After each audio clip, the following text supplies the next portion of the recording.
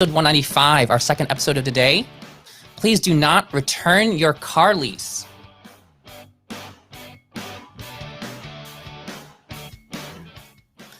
This is the 39.6 Facebook and YouTube Live Finance Show that teaches high earners like yourselves how to make your money work for you so you don't have to work for your money. Talk general investing, taxes, real estate, syndications, Airbnb, paying for childcare, paying for college, and even the car you drive. Today, a car episode. All right, so car prices are crazy, right? There's a microchip shortage and supply of new cars is very low, very low. Like the lowest has been in who knows how long. And this has just driven up from a supply and demand issue, the price of cars. Okay, there's also like the stimulus checks and things like that over the past year. But ultimately, the supply is so low and there's a need for cars and people are back to work, people are driving, and there aren't cars. And so car values have gone up, a little bit similar to housing prices. It's interesting. We talk about cars as being depreciating assets because they're not limited in supply. It's kind of like buying a subdivision house and out in the middle of nowhere where they're going to sell it the subdivision. And then the next mile down is another subdivision that's going to be built out the following year. And so those properties don't appreciate as well as properties that are landlocked because the land is limited. Well, lo and behold, everything we thought about car supply is currently not showing up in reality because of the microchip shortage. And cars require like all sorts of microchips for all sorts of different things. And I found in particular that a lot of the higher end trim vehicles that are new are basically non-existent. They don't ever show up on the lot. They're already pre-ordered. The wait lists are very long because those higher trim level vehicles with more of the options require a lot more of the chips. And so it's a huge backlog. And so at the moment, car supply is limited, relatively speaking. And so what's happened, because the new car supply is just kind of trickling in, the used car supply has gone up, or the used car prices have gone up a lot. Now, what's interesting is new car prices definitely have had some incredibly huge markups. Huge. I mean, I've heard of like $10,000 markups on cars like the Kia Carnival or Suburbans and these big SUVs that are in high demand. I think maybe the Carnival's probably around maybe 7,000 to 9,000 was the most, but I've definitely heard of like Suburbans and Yukons going for 10K plus above MSRP, above the manufacturer suggested retail price. But if you can get a new car at MSRP at sticker price, for a lot of vehicles right now, that's actually a really good price because with used cars getting pushed up so high, the price difference is actually often small. Like I've seen cars that are like 2 or 3 years old and they're barely less than a new price. I'm like, why would I not just buy the new car? The problem is it's just not that easy to get the new car. But today we're talking about leasing.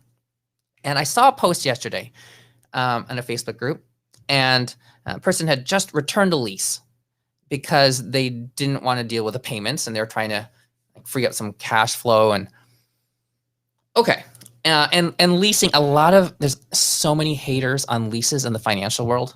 I am not anti-lease for cars. That's one of the few places that I think it makes the most sense to rent because they A, depreciate. B, if you're running it through your business, you can just write off the entire expense of the vehicle. You don't need to worry about how many miles. You could just use it proportional to business use. You could deduct if you use the car 90% for business use, you can deduct 90% of all the car expenses, including the entire lease monthly price. It makes the books really simple. You don't need to depreciate anything. Those are some basic reasons why leasing is great. Now, when you have a lease, they also give you a residual value on your initial contract. So you're going to be on a contract to pay monthly for so many months. And at the end of the lease, there's a predetermined residual value. And that value is the price that they are willing to sell you the vehicle at the conclusion of your lease. Now, one of the big downsides people talk about with leasing is that the interest rate you're paying on the car is pretty high, and often it is. There's something called the money factor, which is basically the interest rate, and a lot of these things are negotiable. I personally, when I'm leasing a vehicle, and I haven't recently, but I prefer to buy to lease cars where there's actually like an advertised lease offer, and you know what the price is, and they don't start adding all these other things into it. Okay, and jack up the interest rate. But what's nice about leasing is you have a preset price at the end. Okay, that they basically guarantee you, we are willing to sell you this at that price at the termination of your lease. Now, what a lot of people don't understand is when you're leasing a vehicle from the dealership, or you go to the dealership and you lease a car, you're not actually leasing it from the dealership. What happens is the dealership sells the car to some other company. For example, for GM, they have like GM Financial, which is a separate organization, and they sell it to that company, and that company rents it out to you. They lease it to you. And so GM no longer doesn't own the car. It's the separate company, the leasing company. Now, so GM Financial would then like show up on the title of the vehicle, and you would have possession of it. Now, at the end of the lease, there's usually very clear instructions about what prices there are, and there's often other options about what you can do. So I had a lease a couple years ago, and I wasn't ready to replace it yet. I just extended the lease, and they let me do it month to month to month. A lot of people think that when your term is up, you have to return it. You don't often. They will often let you just continue paying monthly prices for however many months, 3 months or 6 months, until you return it. And that's great for them because they keep collecting payments, and it doesn't affect the residual value, which is already predetermined on your lease agreement, which means you're not paying down any of the principal of the vehicle. Okay, so when your car lease's term is up, you can often go month to month, okay, or some extra extension you want to at the original monthly price, which is great if you're just trying to get it for a little bit longer. Or you could just return the vehicle to them, and often they will make you pay a fee to return it, like a few $100 to return the car. They will also do the pre-return inspection where they're going to assess all the damage to the car, and they will add that on as something you have to pay. In addition, that comes to you like a month later or something. And I actually, when I returned my lease a couple years ago, there was some damage on something, and I shopped around, and it was interesting because I kept shopping around. It's like, these prices are so expensive to repair what shouldn't be so expensive.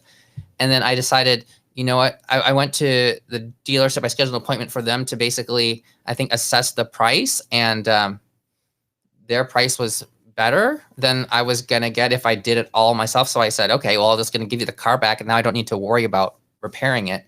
And then they just charged me their fee, which was a very fair price. Okay, now because I think they use kind of like standard pricing kind of on a national level, and if you're in a higher cost of living area, it'll be cheaper potentially than if you just take whatever they give you.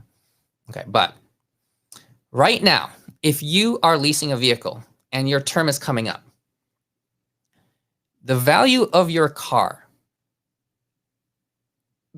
I can basically guarantee that the value of your car right now, assuming it hasn't been damaged or significantly, it's going to be a lot higher than the residual value that is listed on your lease agreement. So if you look at this picture here, this is the Mannheim Used Car Value Index. So Mannheim is this huge auction company for used cars, and this index is actually pretty well respected index that economists use. So back in the numbers here are small, but this goes back, I think, to 1995, and it starts at 100, and now it's well over 200. Okay, so yeah, January 95 is the first hash mark on the left, and it goes all the way up to now, and We are over 200. I mean, this is just insane. So you can see what's happened in the past years, that the prices have just skyrocketed well above the natural progression due to what's likely just inflation, for example. And so the value of your car in the past year has likely gone up for anybody who has owned a car over the past year. And when you leased a car, let's say 3 years ago, they had projected out a depreciation rate of that vehicle of, let's just say, around 45%, like 15% per year. It's usually a little bit more in the first year, then it kind of slows down, but pretty often it's around 45%. Now, some cars with very little depreciation might be as low as like 30%, like 10% per year. And those that depreciate faster could be well over 50% loss over the 3-year period. But 45% is often an estimated price that, or depreciation. So it could have gone down, or expected to go down 40%. And it may have been on that pathway for the first 2 years of your lease. Then on your last year, it's actually gone up in value. So instead of like going down in value over the past year, it's gone up. So now you have a lot more value. So let's pretend you bought a car for like that had a sticker price of $40,000, and they had expected it to go down to, let's just for round numbers, say $20,000 at the end of year 3. And so you would have the option to buy the car for $20,000. Now, I would recommend people find out what their car is worth before they return their vehicle. So there's a lot of easy ways to do this. Carvana can give you a price quote right off the bat, just online, really easily. You put in your VIN number, you put in your mileage, you put in the condition of your vehicle, and they'll give you basically a cash offer on the spot. And it's good for, I don't know, like a week or so. You can do this. You can also go to CarMax if you have a CarMax near you. But Carvana prices have been pretty good. It might just depend on the vehicle. I've heard some people with really old vehicles try it and they've gotten really low numbers. I think, but if you have a more recent car, something within the past few years, people have gotten really good prices on Carvana. And I would look at those. Also, even like Kelley Blue Book, I think, can give you a cash offer on the spot online. This is like so nice. So you can get multiple price quotes. And especially if you've been under your mileage on your vehicle, it could be a very high cash offer. So that's just the cash offer, right? Like what you could get in cash. So if the residual value is $20,000 on your lease and Carvana's offering you $30,000, certainly possible. Well, if you just give that car back to the dealership, they are jumping for joy because they're going to get that car back. They're going to do the vehicle inspection. They may even charge you like $500 for some wear and tear items that are beyond what is included in just the regular wear and tear, like your tire tread, for example. They could maybe charge you $1,000 for things like this, and the return fee. Then they're going to turn around and sell the car for like $33,000. Okay, so then they've made like a gigantic margin. They've made a $13,000 spread plus the other costs. They might make $15,000 on that car. So they're just begging for you to bring it back to them. And so it was painful to see someone just return a car because I'm sure there was a lot of money left on the table. Now, there are some things you can do while your lease is in force before the lease expires. You are in control. That is your contract. You can talk to the dealer and say, hey, I know that my car is worth a lot more than the residual value. Are you willing to buy it from me at the end of the lease? And if so, how much cash will you give me to return the car to you? They might want to do an inspection of the vehicle and things like that.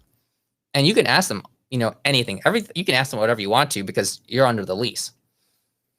If they refuse to give you anything, that's their prerogative. And there could be some rules. For example, if you go to CarMax, they'll offer you cash on the spot to buy your car. But if it's under a lease, it might depend on the company you're leasing from, like what brand of car you are in and what state you're in. But if you go to CarMax, they'll often just offer you cash on the spot to take your car. That might not be feasible depending on where you are in the lease. Like some lease agreements I've seen do not allow you to buy out the car or to sell it to a third party within the last 6 months of that lease. So if your lease is coming up in the next month, that might not be an option just to sell it to somebody else. If that option is not there, then you just say, hey, okay, CarMax is going to offer me $30K, but they can't buy it right from me right now. You go to the dealer and the dealer doesn't offer you anything better. If you only have a $20,000 residual value, you just find $20,000 and you pay for the car. You might have to get a loan for this if you need to. And then you immediately go to the other place, the CarMax or Carvana, and get your $30,000 and pay off the loan. So now you get that $10,000 spread. Okay, but just don't leave money on the table. Yeah, there's so much equity there. Now, dealerships often like to get in the mix here because if you try to deal with your dealership to return the vehicle, sometimes they'll just have you return it, sign the paperwork, and you're done. I heard about a dealership when someone went to try to sell it back or to buy it at the end of their lease, they said, well, we have to do this pre-certification inspection on the vehicle for $1,500. Okay, wait a second. So the lease agreement said that you could buy the car for $20,000. Then they're telling you when you come in to pay that $20,000, we're going to inspect your vehicle and we're going to charge you $1,500. And if it passes, then we're going to give you that certification. Or if we'll do the inspection and if it passes, we'll give you the certification and it'll be a certified vehicle and it'll cost you $1,500. Well, often these cars are still under warranty, depending how many miles you have on and how long you've owned it. And you can always buy an extended warranty, even from the manufacturer, before the lease comes out, if you wanted to. Some people just like to have a certified vehicle, but you don't have to do that unless somewhere in the lease it requires you to. But I can't imagine. I've never actually seen a lease because you're not leasing it from the dealership. Remember, you're leasing it from the financial company. And so your agreement is with them. The dealership is really a third party, and they just try to get in the middle and charge you more money for whatever they can because they don't have any cars to sell. I've even heard of a lot of people getting calls from dealerships. Dealerships sold them a car in the past few years. They say, hey, I want to buy the car back from you. This is how much I'll offer, because they already have a long queue of buyers willing to pay a certain price. So they just want to buy it and resell it and take that arbitrage. And that's the business that they're in, and they're trying to make money, which I get it.